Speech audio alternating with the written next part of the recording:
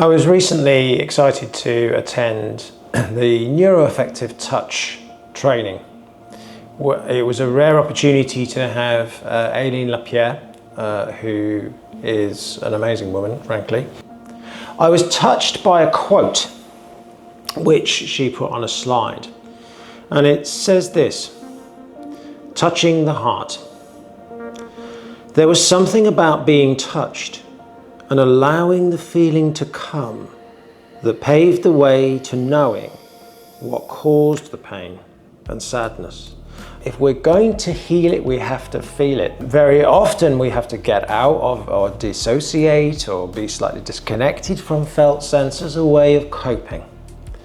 And so there is something about feeling, and there's also something about being touched. Now, what is being touched? Well, of course, there's the obvious hand touch, but then we could even go deeper and say, well, what is it to be touched?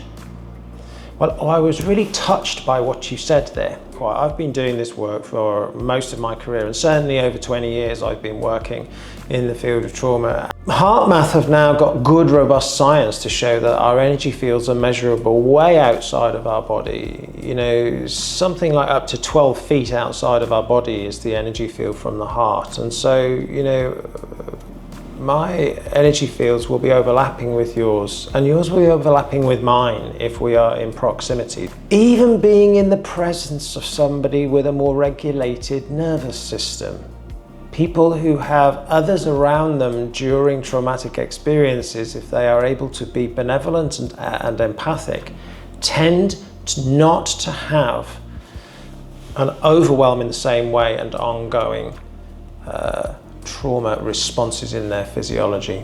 Being connected with others, there is a lot of evidence to suggest that one of the greatest, well, the greatest predictor of outcome isn't to do with any technique, any skill of technical ability whatsoever. It's actually to do with how good the therapist and the client or the patient's relationship is.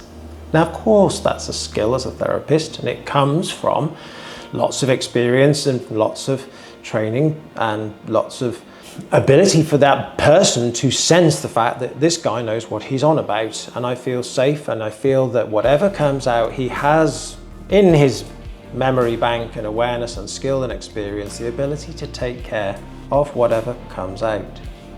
And so there's an energetic part of being touched. It's a basic human thing for somebody who is suffering for us to go and put a hand on their shoulder, or to offer that hand, or to even just be present and put a hand on a knee and go, are you okay? No, I'm not. Okay, tell me about it.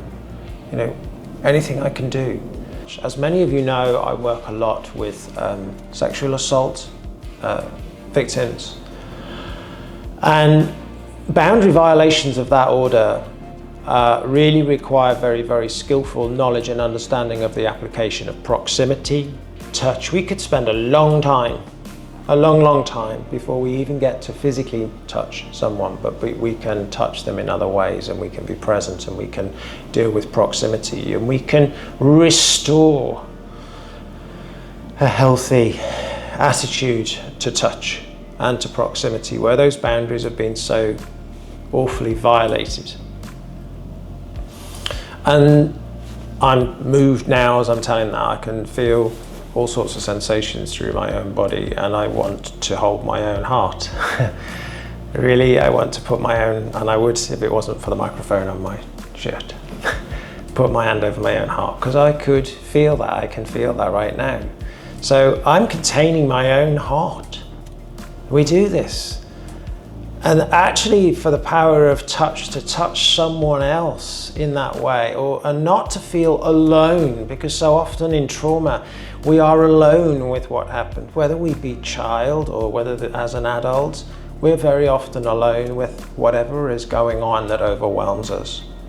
And so to finally have somebody with us, touch us energetically in their presence, with their empathy and their understanding, and maybe to have appropriate touch. Sometimes there's a battle where maybe there's even been neglect, where absence of touch can actually lead neurodevelopmentally to all sorts of issues.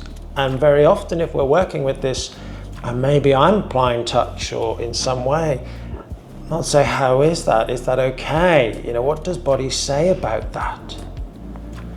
And what does mind say about that? And there may be a battle. That's exactly where we need to be, because body might be going, oh, it sort of says yes, but it also says, I'm not sure. And of course, if there's been an absence of touch or inappropriate touch, it's battling with that. And so when we're dealing with these paradoxes, that's when we start to really be on the edge of great healing. And so with Marion Rosen's quote, you know, we've just talked about it there at length in a way.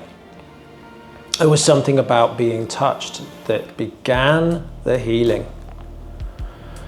That when we can begin to feel as well, and we can begin to feel touch as good, not bad.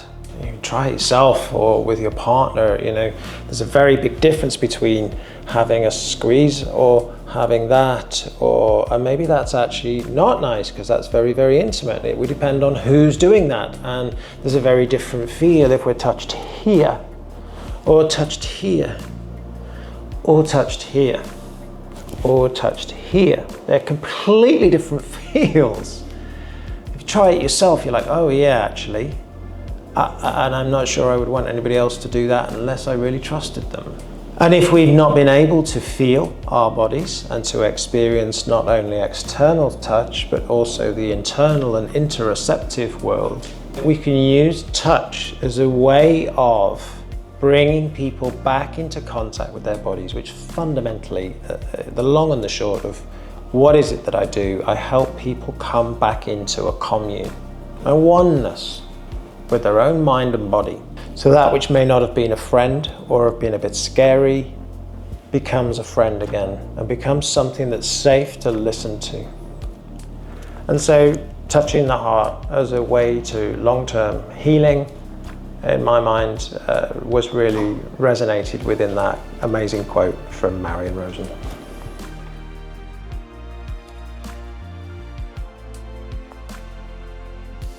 Hi, I'm Roger. Thanks for watching the video. Hope you enjoyed it. And don't forget to hit the like and subscribe buttons.